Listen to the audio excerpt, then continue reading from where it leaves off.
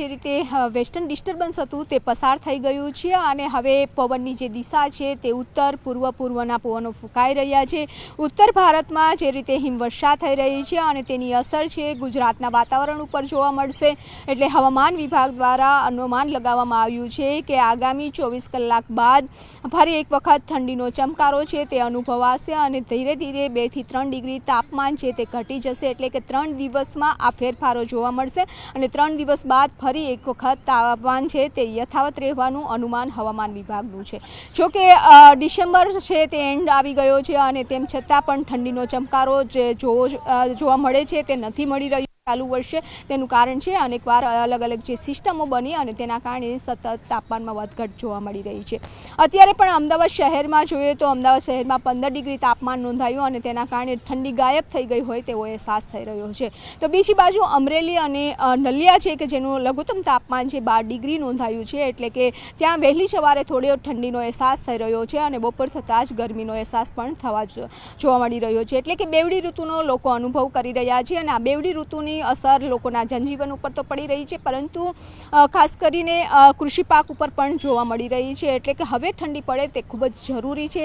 હવામાન નિષ્ણાંતોનું અનુમાન છે કે 24 બાદ કડકડતી ઠંડીનો અહેસાસ છે તે કરવો પડશે અને ખાસ કરીને નવા વર્ષની શરૂઆત પણ હાથ થીજાવી દે તેવી ઠંડી પડે તેવી શક્યતાઓ છે। જે રીતે વેસ્ટર્ન ડિસ્ટર્બન્સ હતું તે પસાર થઈ ગયું છે અને હવે પવનની જે દિશા છે તે ઉત્તર પૂર્વના પવનો ફૂંકાઈ રહ્યા છે।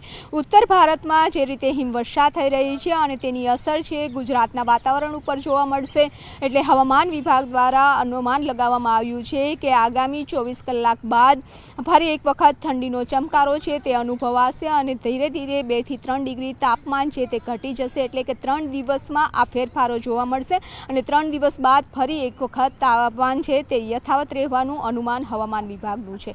જો કે ડિસેમ્બર છે તે એન્ડ આવી ગયો છે અને તેમ છતાં પણ ઠંડીનો ચમકારો જે જોવા મળે છે તે નથી મળી રહ્યો ચાલુ વર્ષે। તેનું કારણ છે અનેકવાર અલગ અલગ જે સિસ્ટમો બની અને તેના કારણે સતત તાપમાનમાં વધઘટ જોવા મળી રહી છે।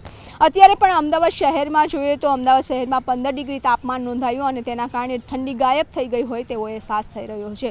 તો બીજી બાજુ અમરેલી અને નલિયા છે કે જેનું લઘુત્તમ તાપમાન છે 12 ડિગ્રી નોંધાયું છે। એટલે કે ત્યાં વહેલી સવારે થોડો ઠંડીનો અહેસાસ થઈ રહ્યો છે અને બપોર થતાં જ ગરમીનો અહેસાસ પણ જોવા મળી રહ્યો છે। એટલે કે બેવડી ઋતુનો લોકો અનુભવ કરી રહ્યા છે અને આ બેવડી ઋતુની અસર લોકોના જનજીવન ઉપર તો પડી રહી છે પરંતુ ખાસ કરીને કૃષિ પાક ઉપર પણ જોવા મળી રહી છે। એટલે કે હવે ઠંડી પડે તે ખૂબ જ જરૂરી છે। હવામાન નિષ્ણાંતોનું અનુમાન છે કે 24 બાદ કડકડતી ઠંડીનો અહેસાસ છે તે કરવો પડશે અને ખાસ કરીને નવા વર્ષની શરૂઆત પણ હાથ થીજાવી દે તેવી ઠંડી પડે તેવી શક્યતાઓ છે।